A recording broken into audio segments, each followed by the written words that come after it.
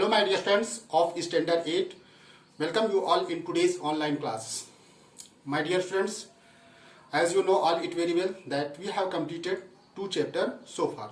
So dear friends, after successful completion of the 2 chapters and the chapter which you have completed, you must prepare yourself and because the chapters which we are learning will be considered as the part of the periodic test 1 which will be conducted soon. So dear friends, after completion of the chapter 2 microorganisms, so we are moving towards the chapter 5th, coal and petroleum. So this chapter also will be included in the periodic test 1, coal and petroleum. This chapter also is a part of your periodic test 1. So dear friends, all the chapters are very important because the chapter which are being included in the periodic test 1 syllabus, you must prepare yourself properly. So dear friends, this chapter as a coal and petroleum, this chapter is also very important because we are going to learn a lot of things like coal and petroleum, and this chapter tells us about the exhaustible and inexhaustible natural resources and so many byproducts formed from the coal. So let's start the chapter from starting. So dear friends, as you know all it very well that we use different kinds of material every day. So the material which are being used by us for the different purpose for our basic needs. So we use the different kinds of the materials. Few of them materials are natural resources and few of them are the man-made. So on the basis of our requirements, we totally depends on that. So dear friends, what is the, first of all the question may arise in our mind that what are the natural resources? So dear friends, you first know about the natural resources and what are the man-made resources. So before discussing natural resources, man-made resources, first of all we must know what is a resource. So before going in detail, let us know about the resource. So dear friends, anything you can look at blackboard. So dear friends, anything in the environment which can be used, जो भी environment में है जिसको हम use करते हैं, जिसको use किया जा सके, which can be used, जिसे यूज किया जा सके, प्रयोग में लाया जा सके, is called resource. Okay? और फिर फर्दर मैंने उसको क्लासीफाई किया था कि on the basis of our requirements, resources, natural resources can be further classified. You can look here in the blackboard and which will be discussed later. So dear friends, I have described about 2 types of the resources. First is natural resources and second one is man-made resources. So natural resources क्या होते हैं? What are the natural resources? That's simply we can define the natural resources which are obtained from the nature. So dear friends, the resources which can be obtained from the nature and which never last and which may present and which just like air, soil, water, all these things are the natural resources.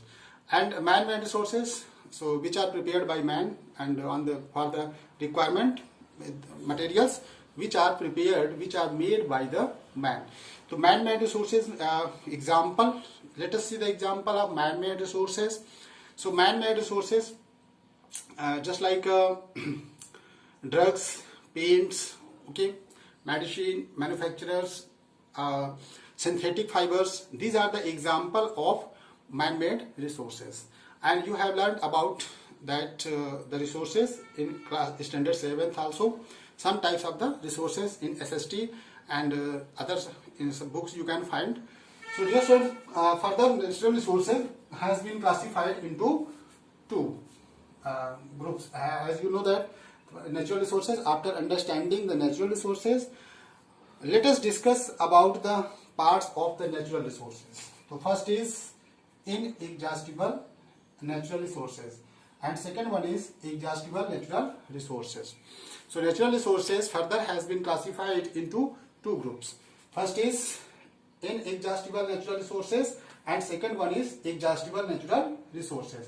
तो ये inexhaustible natural resources देखिए अंतर क्या है कि इसमें देखिए इन आगे बाकी एग्जॉस्टिबल इसमें भी है, एग्जॉस्टिबल इसमें भी है. तो अब इनएग्जॉस्टिबल क्या होता है स्टूडेंट्स, जैसे हम किसी चीज को यूज करते जाएं तो एक समय ऐसा आए कि वो जो उसका जो कंजप्शन है, जो स्टोर्ड किया हुआ है, वो खत्म हो जाए।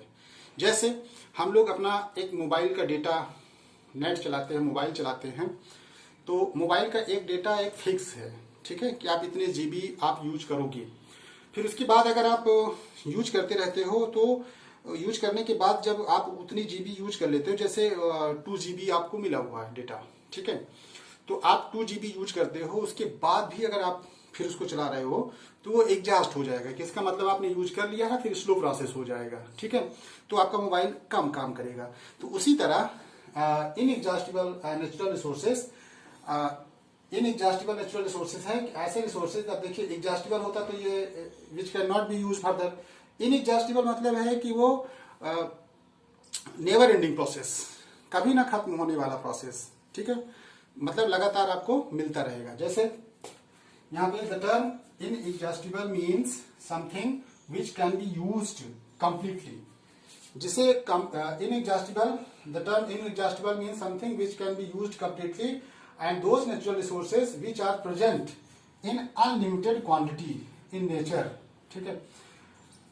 अब नेचर में अनलिमिटेड प्रेजेंट है क्वांटिटी में, विच can be used up completely, जिसको हम पूरी तरीके से यूज कर सकते हैं, नेचर में प्रेजेंट है, are likely to be exhausted by human activities are called inexhaustible resources, ठीक है। जैसे सनलाइट, एयर, वाटर। सनलाइट है, it will remain for ever, okay. अब ये कभी ना खत्म होने वाला प्रोसेस है, never ending process, because it can not be exhausted. लेकिन ह्यूमन एक्टिविटीज के द्वारा which are not likely to be exhausted by the human activities, human activities इसे एग्जॉस्ट नहीं कर सकती है। मतलब आप जब से सनलाइट है तो सनलाइट तो एवरीडे यूज होगा, तो ये इसको आप इतना एग्जॉस्ट कैसे कर पाओगे, ये तो परमानेंट रहेगा, ठीक है। जैसे सनलाइट हो गई, ठीक है, वाटर हो गया, एयर हो गई। तो air, as you know that air is the mixture of the various kinds of the gases present in the atmosphere. So our atmosphere is suppose to have the many kinds of the gas. तो as you know that atmosphere is very very important and the gases present in that atmosphere just like oxygen is helpful for us. So these are the continuous process and never ending process that last forever, okay, that last forever, जो कभी ना खत्म होने वाला, हमेशा रहते हैं। जैसे सनलाइट है तो आपको एवरीडे मिलेगा, एयर है तो एयर पर डे मिलेगी, वाटर है इसको हम कंप्लीटली कंज्यूम भी कर सकते हैं, और ये कभी भी ह्यूमन एक्टिविटीज के द्वारा हमारी गतिविधियों से कभी हम इसको एग्जॉस्ट नहीं कर पाएंगे। नेक्स्ट इज, अब जैसे अब इसी का अपोजिट कर दीजिए, एग्जॉस्टिबल का मतलब है, the term exhaustible means something which can be used up completely and so that nothing is left behind, okay. Example coal, जैसे कोल है, कोल, and the particular chapter is also based on the coal and petroleum, so we will learn about the coal and petroleum. So just like coal, and all of you have seen that coal is also a type of the fuels. Coal is the type of fuels which is obtained from the fossil fuels. तो कोल आपका जो सबसे important है कि कोल का एक storage है, ठीक है। तो कोल माइंस हैं, बड़ी बड़ी माइंस हैं बिहार में, वेस्ट बंगाल में, अलग अलग इंडिया के रीजन में कोल की बड़ी बड़ी माइंस हैं। माइंस मतलब खदान, जहां से खोद करके डिग करके निकाला जाता है कोल। तो कोल का एक प्रकार का कंजम्पशन है, एक प्रकार का स्टोरेज है, उसको अगर हम लगातार यूज करते रहेंगे तो एक समय ऐसा आएगा कि पूरा का पूरा कोल कंप्लीटली यूज्ड अप हो जाएगा, nothing is left. So that can be exhausted by the human activities. अब यहाँ पे हम कह सकते हैं कि जैसे जहां पे बताया गया कि the term exhaustible means something which can be used up completely, जिसको हम पूरी तरीके से यूज कर सकते हैं, ठीक है, और नथिंग इज लेफ्ट बिहाइंड, कुछ बचेगा नहीं। तो अब हम इसको कह सकते हैं कि that those natural resources which are present in limited quantity. तो यहाँ पे अब हम जब एग्जॉस्टिबल को बताएंगे तो इन एग्जॉस्टिबल में कुछ चेंज कर देंगे, कुछ types of the change correction कर देंगे, एडिट कर देंगे, तो हमारा डेफिनेशन बन जाएगा एग्जॉस्टिबल का। तो जैसे those natural resources which are present in limited quantity in nature and are likely to be exhausted by the human activities are called exhaustible natural resources. तो हमने थोड़ा सा एडिट किया तो यहाँ पे हमारा इनएग्जॉस्टिबल को एडिट किया तो ये हमारा एग्जॉस्टिबल नेचुरल रिसोर्सेज बन गया। अब जैसे बात आती है कि जो नेचुरल रिसोर्सेज हैं तो ये जो हम लोग पढ़ने वाले हैं तो हम लोग ये इनएग्जॉस्टिबल को नहीं पढ़ने वाले हैं। We are aware about that the chapter is based on the chapter coal and petroleum. So as you have seen that coal and petroleum are the part of the exhaustible natural resources. So we will learn the exhaustible natural resources. तो हम लोग जो study करेंगे वो हम लोग करेंगे exhaustible के अंतर्गत under the exhaustible natural resources coal and petroleum. So our study start with the coal and petroleum. So dear friends, जैसे आपको पता है कि coal is just type of the fossil fuels. तो कोल जो हमारा होता है ये एक प्रकार का फॉसिल फ्यूल्स होता है। तो फॉसिल फ्यूल्स क्या होता है? First of all we know about the fossil fuels.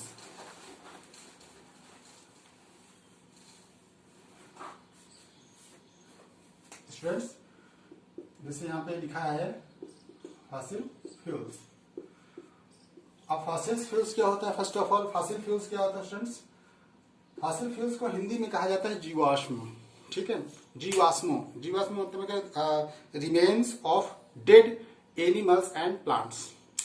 तो जो हम डेड एनिमल्स और प्लांट्स का जो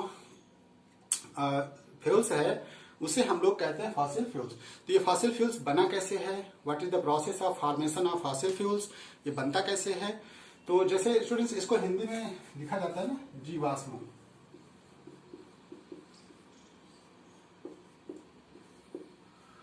तो अब जैसे यहाँ पे लिखा गया है जीवाश्म, और जीवाश्म अब द डेडली रिमेन्स ऑफ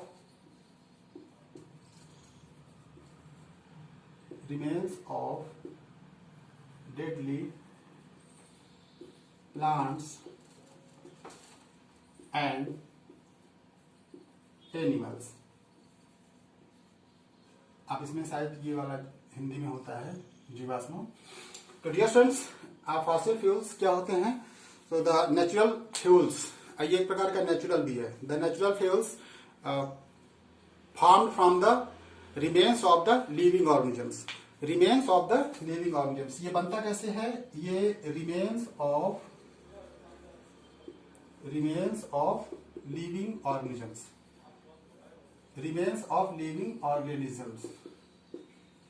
देखिए लिविंग ऑर्गेनिजम्स में दोनों आपका आएगा एनिमल्स एंड प्लांट्स। तो ये कैसे बनता है? This is the form from the living organisms just like plant and animals. तो ये प्रकार का रिमेन्स का मतलब है अवशेष, उसी का पार्ट होता है। ये living organisms buried under the earth के अंदर जब बरीड कर दिए गए, दफन कर दिए गए हैं, तो उसी में ये बने हैं। फिर so long ago times before the fossil fuels were formed. So fossil fuels जैसे हमारा जो टाइप्स है, अब जैसे ये यहाँ पे आप देख सकते हो स्टूडेंट्स कि यहाँ बात हो रही है रिमेन्स ऑफ लिविंग ऑर्गेनिजम्स। तो रिमेन्स ऑफ लिविंग ऑर्गेनिजम्स का मतलब है कि जैसे कभी प्लांट्स और animals with the natural phenomena, जब कभी कोई नेचुरल फिनोमेना होता है जैसे अर्थक्वेक, ठीक है, अर्थक्वेक्स आता है या volcano eruption, floods, all this natural phenomena की इफेक्ट से कभी कभी क्या होता है कि प्लांट्स और एनिमल्स क्या होते हैं, नीचे दफन हो जाते हैं, buried inside the deep crust and sediment rocks and Sands which covered, so air is not reachable in that part. Air, in the absence of the air and in the presence of the bacteria and high temperature and pressure, as you know that students, inside the deep crust of earth a high temperature or pressure can be experienced and there may be some bacteria. In the absence of the air, the deadly plants and animals, it means the living organisms, get converted into the fossil fuels. Okay, so fossil fuels, अब fossil fuels में क्या क्या आता है? कोल आता है, petroleum आता है, coal, petroleum, natural gas are the fossil fuels. So coal, petroleum and natural gas are called the fossil fuels because they are formed by the decomposition of the remains of prehistoric plants and animals. तो plants और animals के pre historic plants and animals के जो नीचे अभी बताया आपको, जो मैं बरीड किए गए, दफन किए गए, उसी में ये बनते हैं due to the decomposition. Okay, अभी आपको बताया कि in the absence of the air, chemical effects of heat and presence of bacteria converted the buried remains of plants and animals into the fossil fuels like coal, petroleum and natural gas. अब आपको ये पता है कि coal किससे बनेगा students, as you know that. अब देखिए जो कोल बनेगा, कोल का जो फॉर्मेशन होगा, अब ये आपको पता ही हो गया कि ये फॉसिल फ्यूल्स है. तो जो कोल का जो फॉर्मेशन होगा वो किससे होगा? कोल का जो फॉर्मेशन है, the coal will be formed from the dead remains of large land plant, large land trees जैसे हैं plants. ठीक है, अब इसमें बड़े बड़े जैसे फॉरेस्ट है, large land plant, the coal large land plants are converted into coals. और जो marine plants हैं और animals हैं, marine plants and animals. Marine plants and animals gets converted into the natural gas and petroleum. Natural gas. तो अभी आपने देखा कि converted into petroleum and natural gas and petroleum. क्योंकि ये बोला गया है कि रिमेन्स ऑफ लिविंग ऑर्गेनिज्म से ही फॉसिल फ्यूल्स बनता है. तो फॉसिल फ्यूल्स में ये जो बनता है fossil fuels, remains of living organisms, and you know living organisms include plants and animals. तो प्लांट्स और एनिमल्स दोनों को इंक्लूड करता है लिविंग ऑर्गेनिज्म्स. तो जैसे अब प्लांट्स जब डिके होगा, नीचे बरीड होगा, तो उससे जो फॉर्मेशन होगा, डिकम्पोजिशन होने के बाद जो बनेगा, that will be known as the coal. और जो मैरीन और टैनी प्लांट्स जो होते हैं, छोटे छोटे प्लांट्स, स्मॉलर प्लांट्स, मैरीन मतलब वाटर वाले प्लांट्स. ठीक है, तो ये जो प्लांट्स डिकम्पोज होंगे, तो ये कन्वर्ट किस में होंगे? This will be converted into the natural gas and petroleum. तो पेट्रोलियम एंड नेचुरल गैस का जो प्रोडक्ट होगा वो due to the decomposition of marine plants के, और कोल का जो फॉर्मेशन होगा वो लार्ज लैंड प्लांट के डिकम्पोजिशन से बनेगा. फिर स्टूडेंट्स आता है कि आपका टॉपिक जो आता है, तो हम लोग यहाँ 3 चीज देखे हैं. ठीक है, फॉसिल फ्यूल्स जानने के बाद हम लोग यहाँ पे देख रहे हैं कि फॉसिल फ्यूल्स में क्या क्या आता है. तो कोल आता है, अभी हमने कोल बताया. ठीक है, कोल एंड पेट्रोलियम, नेचुरल गैस. तो हमको जो चैप्टर पढ़ना है यही पढ़ना है. तो first of all we start with the coal.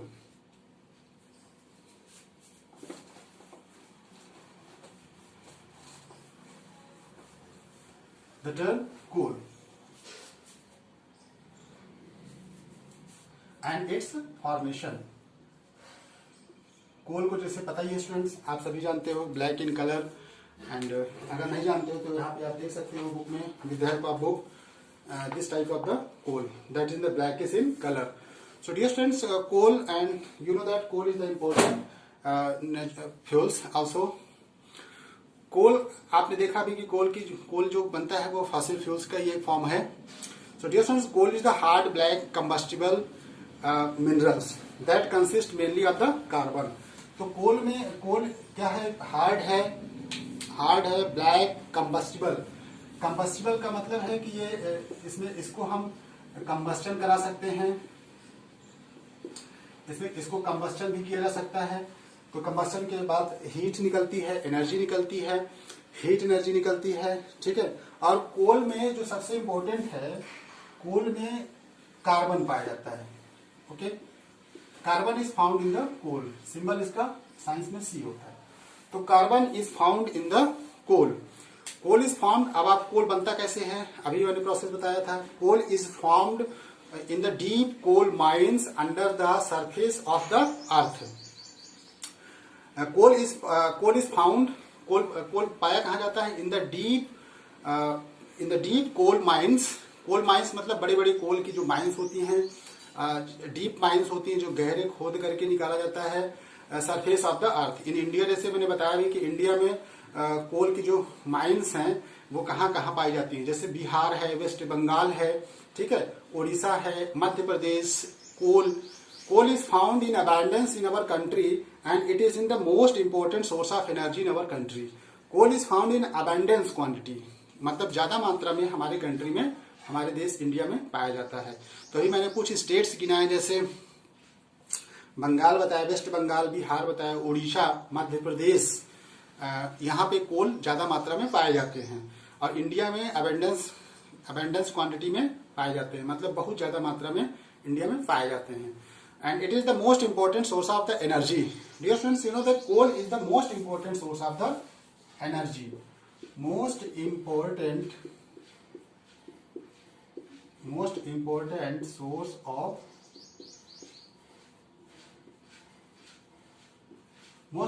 source of energy.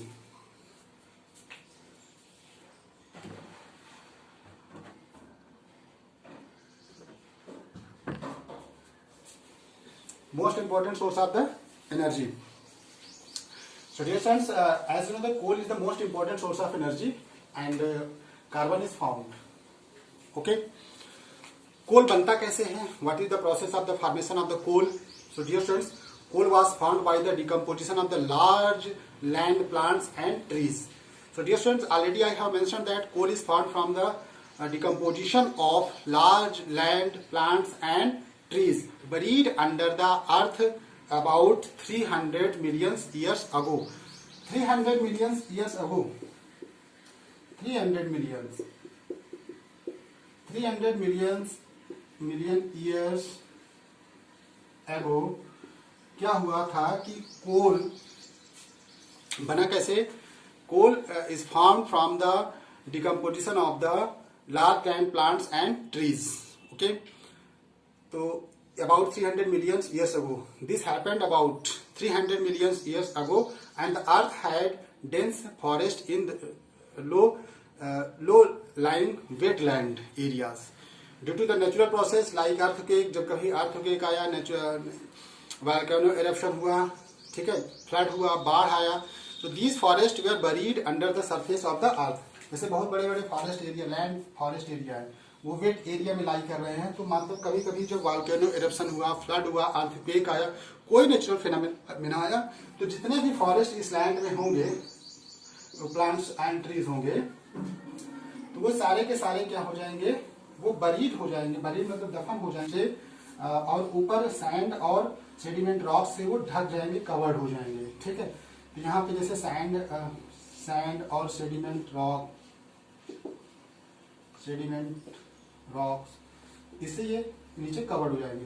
तो जब यहाँ पे ये बरीड हैं नीचे और सेडिमेंट रॉक्स इसको कवर की हुई है, तो फिर होता क्या है स्टूडेंट्स की due to the high temperature and pressure decomposition takes place and earth some certain bacteria also helps in the decomposition.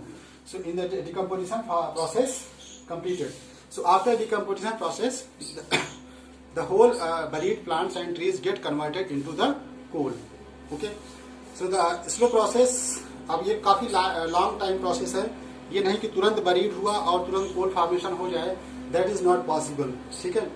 So the temperature also rose as the sand deeper and deeper. जैसे कभी क्या होता है कि temperature जैसे जैसे नीचे जाएगा, ये बरीड प्लांट्स और ट्रीज, वैसे टेम्परेचर क्या होगा? इंक्रीज करता जाएगा, टेम्परेचर इंक्रीज करता जाएगा due to the high temperature and high pressure inside the earth and absence of the air. Decomposition process takes place. तो बरीड इस तरह हम देखते हैं कि जो फिर कोल का फॉर्मेशन हो जाता है स्टूडेंट्स। तो कोल का फॉर्मेशन होने के बाद क्या होता है कि कोल, आपको पता ही है कि कोल में कार्बन पाया जाता है। ठीक है, तो on the basis of the carbon, presence of the carbon, coal has been categorized into 3 main categories. तो कोल की 3 कैटेगरी होती है। तो on the basis of the presence of the carbon, carbon percentage के बेसिस पे coal की जो category है वो 3 होती है। तो फर्स्ट जो अच्छा वाला कोल होता है वो एंथ्रासाइट होता है।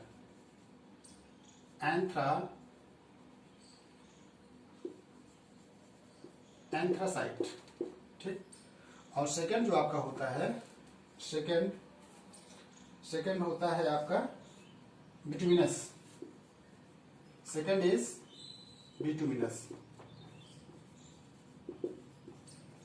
Bituminous and third one is lignite. तीन प्रकार के कोल होते हैं। तो ये कैसे, किस बेसिस पे कैटेगराइज किया गया है? On the basis of presence of the percentage of the carbon. तो कार्बन के परसेंटेज के बेसिस पे इसको किया गया है। तो अब यहाँ एंथ्रासाइड में देखा हार्ड कोर है, ठीक है। एंथ्रासाइड इज अ हार्ड कोर। ये हार्ड कोर होता है। कार्बन कंटेंट्स कितने होते हैं? 86% से 98%। एंथ्रासाइट में is the best coal, okay. And second bituminous जो कोल होता है, ब्लैक कोल इसको कहते हैं, that is the bituminous black coal. इसमें कार्बन परसेंटेज कितना होता है स्टूडेंट्स? 45% से 86%, ओके। एंड लिग्नाइट जो होता है, लिग्नाइट ये सॉफ्ट सेडिमेंटेड रॉक होता है, lowest rank of the coal, सबसे lowest rank of the coal होता है लिग्नाइट। और इसमें जो परसेंटेज होता है कार्बन का वो 25% से to 25% of the carbon present. तो ये तो बात हुई आपको कोल की कैटेगरीज कितनी कितनी होती हैं। और डियर फ्रेंड्स, जब कोल को हम, coal is the source of energy, you know that coal is the source of energy. You all know that coal is the main source of the energy, source of energy. अभी source of energy कैसे है? क्योंकि coal आपने देखा अभी कि coal is a combustible, coal is the combustible. अब जैसे हमने कोल को बर्न किया, ठीक है, in the presence of the carbon dioxide gas, तो जैसे हम कोल को बर्न करेंगे तो यहां से CO2 गैस निकलेगी, कार्बन डाइऑक्साइड, ओके। और हीट इवॉल्व होगा, हीट इज इवॉल्व, हीट भी निकलेगी, कार्बन डाइऑक्साइड ये गैस निकलेगी, ये कार्बन है। इसको मैंने क्या किया, ऑक्सीजन के प्रेजेंस में कार्बन के जो ट्रेसेस निकलेंगे वो ऑक्सीजन से कंबाइन हो जाएंगे। ऑक्सीजन से कंबाइन होने के बाद जो बनेगा that is carbon dioxide gas evolve होगी। तो coal is important because it can be used as a source of heat energy as such just for the burning, okay. It can be converted into the other forms of the energy such as the coal gas, coke और electricity. तो अब इसको हम आगे अलग अलग process से use कर सकते हैं। आप देखिए स्टूडेंट्स, कोल का जो यूज है, कोल का यूज कहाँ कहाँ होता है? Coal is used fuels as a fuels in the home, as you have seen here that coal is the main source of the energy. So at home generally we use coal for the heating, okay. For the cooking process we can also use, but in major coal is used in the homes as industry, दोनों में use होता है। घर में खाना वाना बनाने के लिए, इंडस्ट्री में it can be use for the generating electricity in thermal power plant. Coal is used fuels for the thermal power plants for the generation of the electricity, and coal is used to make coal gas. अब coal gas क्या है, इसको मैंने, कोल के product हैं तो मैं आपको नेक्स्ट वीडियो में बताऊंगा इसके कुछ प्रोडक्ट, कोल गैस क्या होते हैं। And coal is used to make coke. अब कोक जो आता है वर्ड, कोक भी ऐसे का प्रोडक्ट है, नेक्स्ट वीडियो में बताएंगे। earlier coal was used as a fuel to make steam to run the steam engine of the trains। जैसे आपको पता है कि पहले जो ट्रेन होती थी वो स्टीम से चलती थी, स्टीम इंजन होता था। तो स्टीम जनरेट करने के लिए जो हीट किया जाता था, हीट करने के लिए कोल ही यूज होता था, कोल, ठीक है। तो coal was the main source to operate manipulate the steam engine. Main coal was also used as source of organic chemicals, use a source of the organic chemicals. जो अलग अलग ऑर्गेनिक केमिकल्स हमको मिल रहे हैं, ऑर्गेनिक मटेरियल्स मिल रहे हैं, organic compounds जो मिल रहे हैं वो किसके सोर्स हैं? कोल के हैं, ठीक है। ऑर्गेनिक कंपाउंड्स क्या होते हैं? Organic compounds in which carbon is present. और आजकल जो टोटल नंबर में कंपाउंड प्रेजेंट है वो ऑर्गेनिक ही ज्यादा मात्रा में पाया। इसी क्या होता है? इनऑर्गेनिक कंपाउंड, ठीक है। इनऑर्गेनिक कंपाउंड, इनऑर्गेनिक कंपाउंड में क्या होता है? कार्बन अब्सेंस होता है, ऑप्शन। अनऑर्गेनिक में कार्बन प्रेजेंट होता है। Due to the presence of the carbon the compound is known as the organic compound. अब कोई कंपाउंड ऑर्गेनिक कंपाउंड है या नहीं, इसकी जांच करने के लिए क्या होता है, उसको हम लोग बर्न कर देते हैं।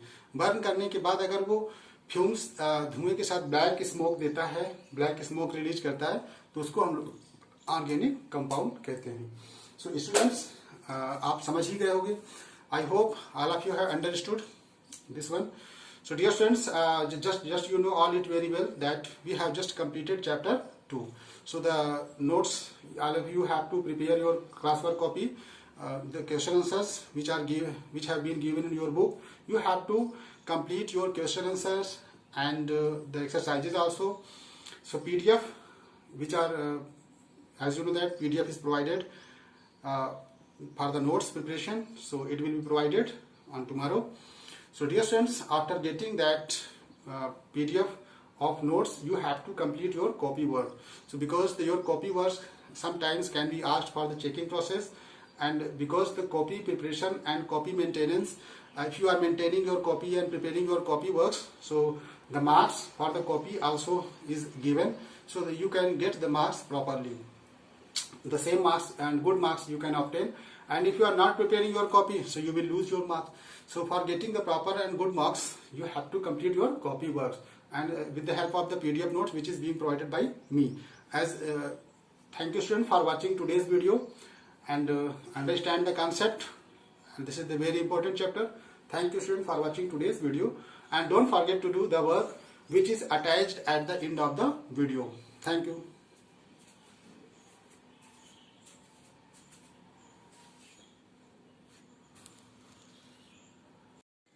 My dear friends, take a screenshot of whole blackboard so that you can get the proper homework written over here.